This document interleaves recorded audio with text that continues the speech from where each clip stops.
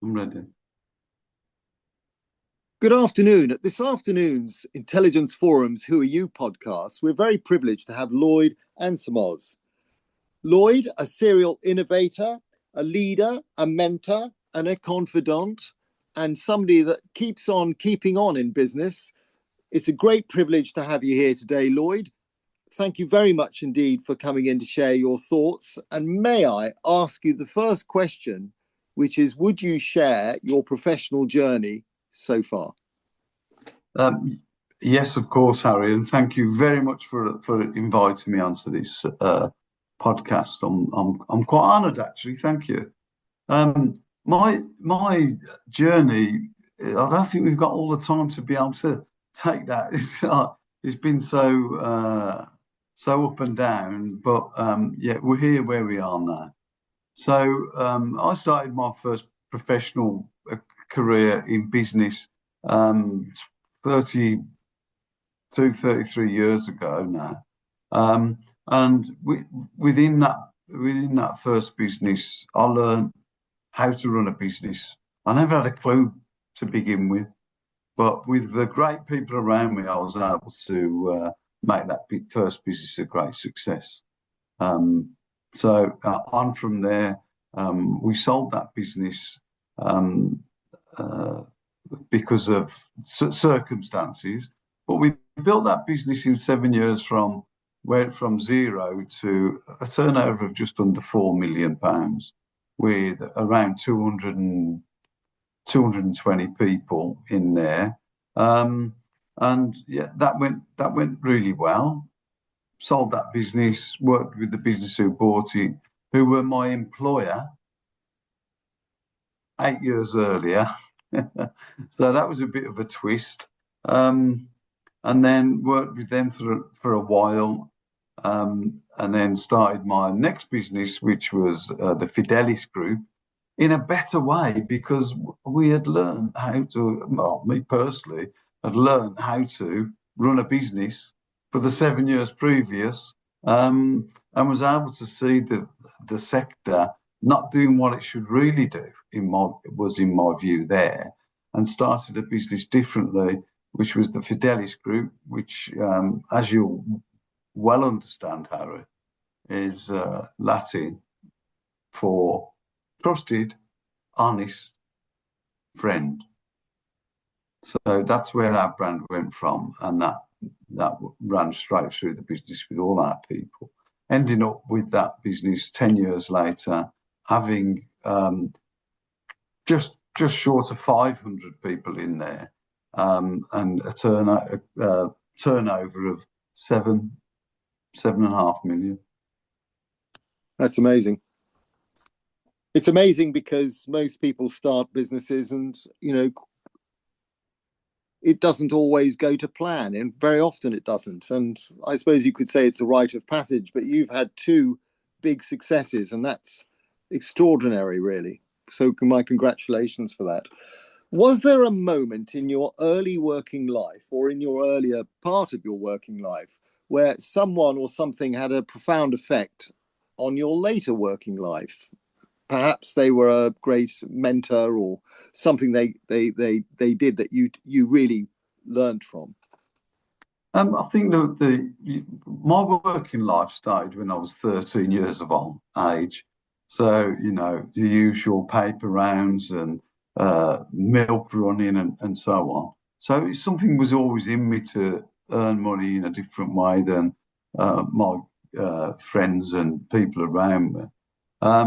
But the real thing that took me was a guy called Chris Barrow, who was my first ever coach, and was excellent in what he did. And his excellence was in dentistry, believe it or not. But his entrepreneur program that I struggled to start with, he agreed for me to be able to pay that over 12 months instead of one go.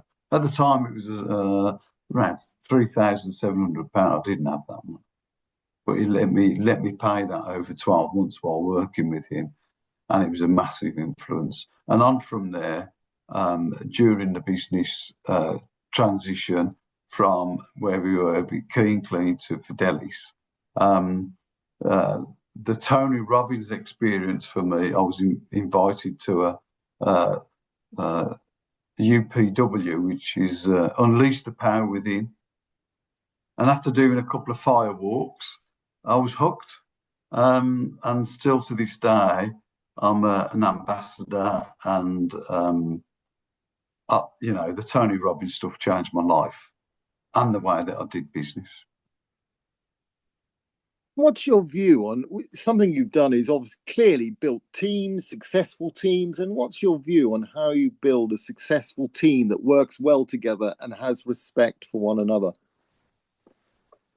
So that's a great question, Harry, especially from what we did with our second business.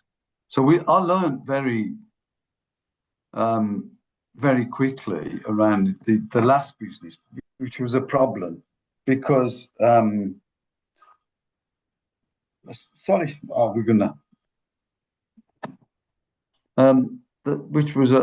problem was with people.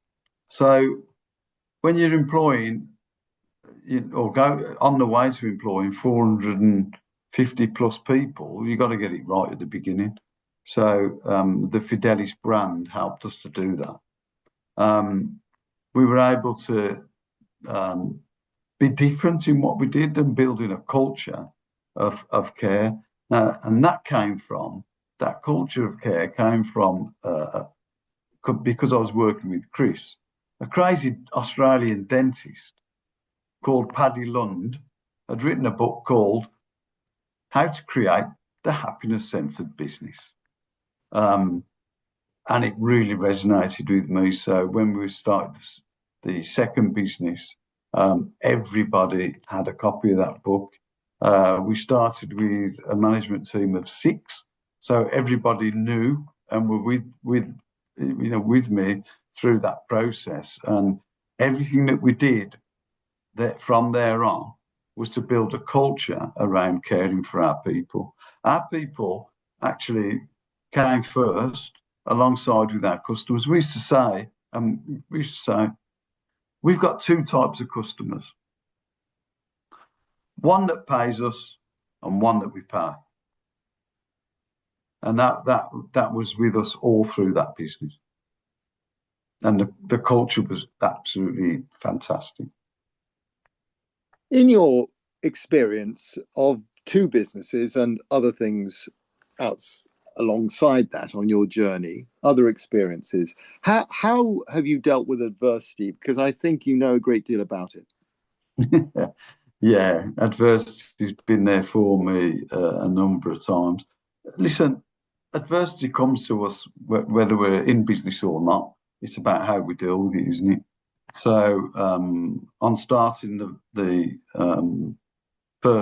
second business, at Fidelis, our first boardroom meeting was in a private room in a hospital while I was getting treatment for my tumours, cancer. So there was a lot of stuff going on around that time.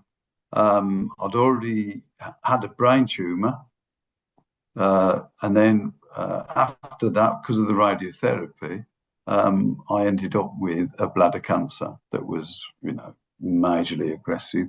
So our first board meeting for Fidelis was me on a hospital bed with 4 or 5 people around me, planning for the next 2 years to 5 years of a business that we were going to run,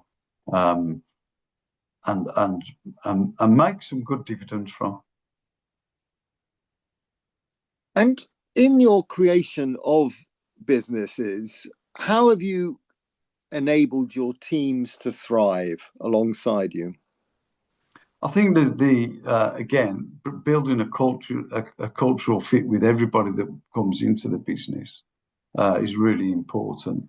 Finding the right people, not necessarily the right skilled people, but the right people from an attitude point of view rather than aptitude, has always been the mantra, really.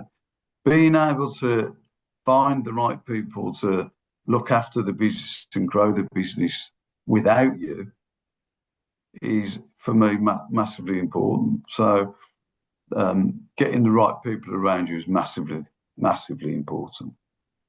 I know you're probably loath to talk about it because people invariably are, but you do quite a lot of work with charitable work. You put stuff back in. And would you share some thoughts on that? Yeah, well, there are a number of charities that I work with, and because of my own challenges, the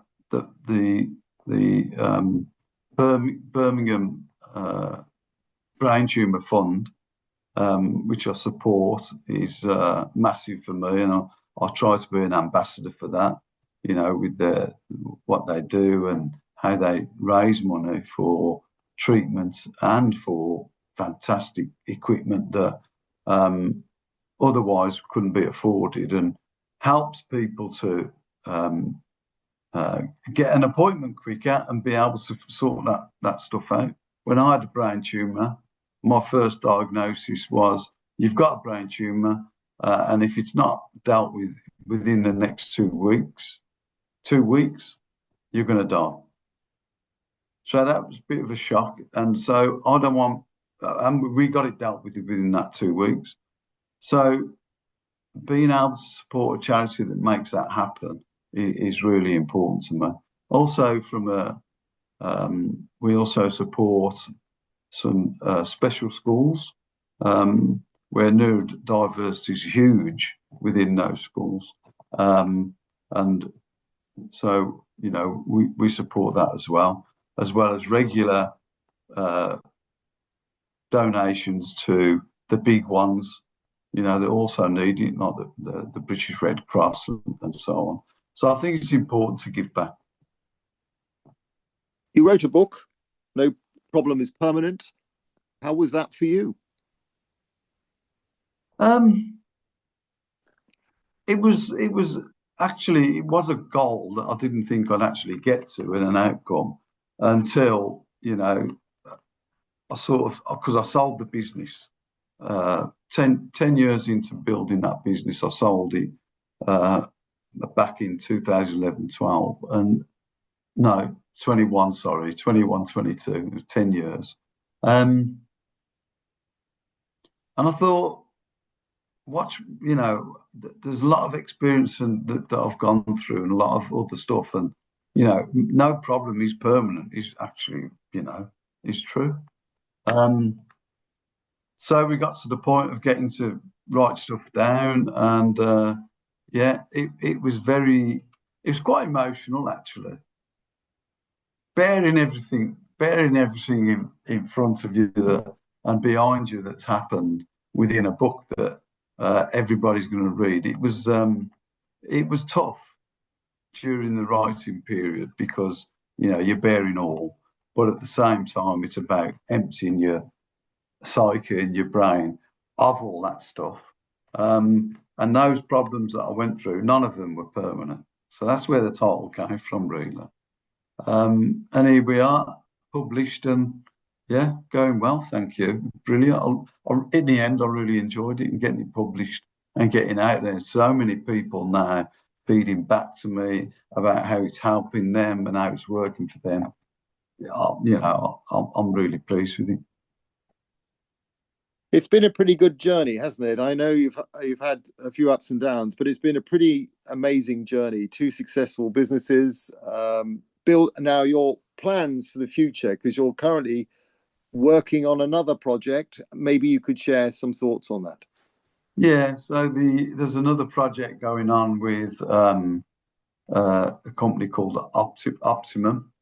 They're a managed service business that looks after clients in properties it's an all-in-one shop, if you like. So it's full facilities management, going through, looking after a building from start to finish, everything and anything that's in there being responsible for. That's going really well. And also from where I am now, my website, LloydAnsermoz.com. We're working on a lot of stuff around there, including the peak boardroom and our one-to-one work with clients that are looking to grow their businesses further and looking for advice, even some setting up new businesses and moving on. So, yeah, I'm still as busy as ever, and that's what I love. Well, Lloyd Ansermoz, it's been a great privilege to have you here today, the Intelligence Forum's Who Are You podcast. And thank you very much indeed for your time. And you are an inspiration. Thank you for it. Thank you, Harry. Thank you.